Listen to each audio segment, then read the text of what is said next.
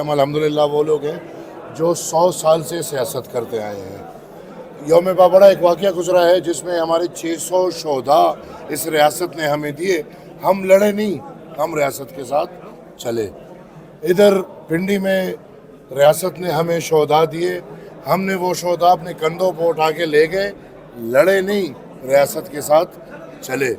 हम अपनी लड़ाई जानते हैं, हमारी लड़ाई किसी के साथ ज़ात की नहीं है, हमारी किसी इदारे के साथ लड़ाई नहीं है, बल्कि अगर बुनियादी नुकात पे देखा जाए तो हमारी तमाम लड़ाई 3 नुक्तों पे मुश्तमिल है। पाकिस्तान में सबसे अव्वल चीज़ जो है वो आइन है, और वही आइन जिससे हम सब एक पाकिस्तान है, उस आइन पे मनोअन अमल होना चाहिए। और उसके लिए मैं क्या, मेरे 4 जनरेशन्स बोलते रहे हैं और इंशाल्लाह बोलते रहेंगे। नंबर टू पाकिस्तान में मजबूत फेडरेशंस होंगे और होने चाहिए, और 18th अमेंडमेंट के बाद ये आईनी हक है, लिहाजा फेडरेशंस को मजबूत करने के लिए हम अपनी आवाज़ उठाते रहेंगे। नंबर 3, मुझे बोलने तो दो यार, खैर है, ऐसा थोड़ी आप सबने तो 2-3 दिन से अपना, मैं असेंबली भी आ रहा हूँ, मुझे बोलने नहीं दिया जा रहा, दूसरा दिन है मेरा, वापस जा रहा हूँ, आप भी मुझे।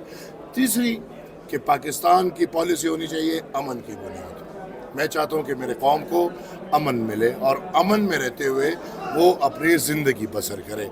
अब मेरा बयान जो कि अमेरिका के दौरे में आर्मी चीफ, वज़ीर आज़म और ट्रंप साहब की एक तस्वीर पे मैंने तबसरा किया था, मैं खुश हूँ कि मैंने तबसरा किया।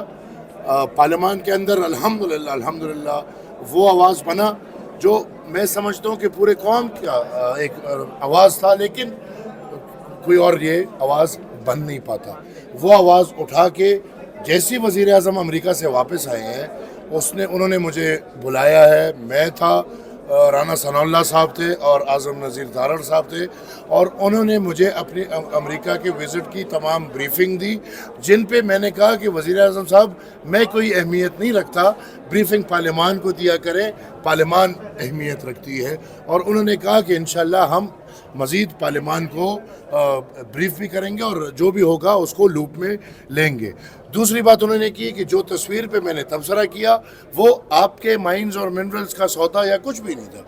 वो चीफ साहब खुद ट्रंप के लिए तोहफा लेकर गए थे और अपने जेब से ख़रीदी हुई चीज़, मैं कोट कर रहा हूँ, ये वज़ीर आज़म साहब ने मुझे कहा।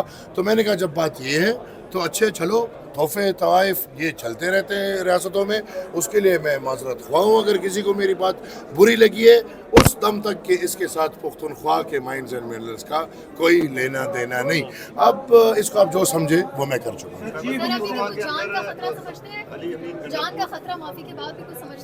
मैं ना पहले समझता था ना अभी, और ना इनसे कोई माफ़ी मैंने मांगी है और ना मुझे ख़तरा इनसे है। आपको पता है, दुनिया को पता है कि हमें किन से ख़तरा है। वो ख़तरा हम अपनी कौम के लिए अपने मोड़ लिया है, और वो इस एक बयान या 2 बयान से आगे पीछे इनसे नहीं, वो एक नज़रिया है जिस नज़रिए से मैं कभी भी नहीं हट सकता।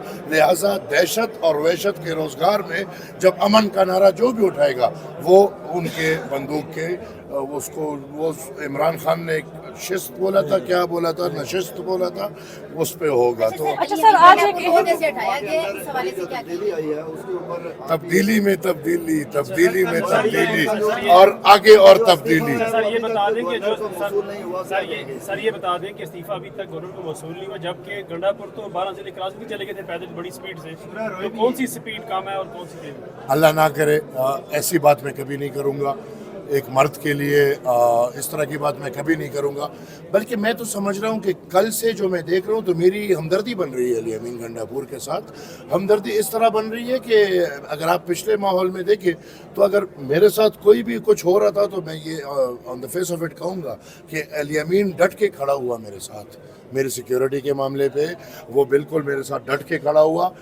अगर वो फिर जितना इम्प्लीमेंट हुआ नहीं हुआ वो तो इस रियासत की मजबूरियां हैं, लेकिन मैं उसको, मैंने शुक्रिया भी अदा किया है और मैं आज भी मेरी हमदर्दियाँ उसका, ये नहीं कि मैं उसका मुखालिफ रहा हूँ। मेरे ख्याल में जितनी ज़्यादा तनकीद मैंने की होगी उससे ज़्यादा तनकीद किसी ने नहीं की होगी। लेकिन किस वजह से अली अमीन गंडापुर को ओहदे से हटाया जाता है, असल बात यह है। अच्छा, क्या अली अमीन गंडापुर डिलीवर नहीं कर पाया, उसको हटा दिया गया?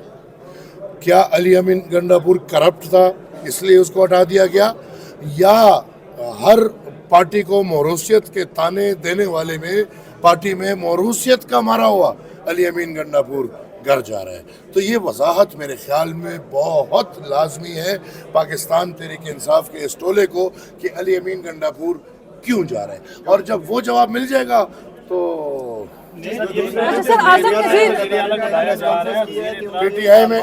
پی ٹی آئی میں نہ کوئی بڑا ہے نہ کوئی چھوٹا ہے، یہ سب ایک ہی دن پیدا ہوئے ہیں، یہ ایک ہی چیز ہے۔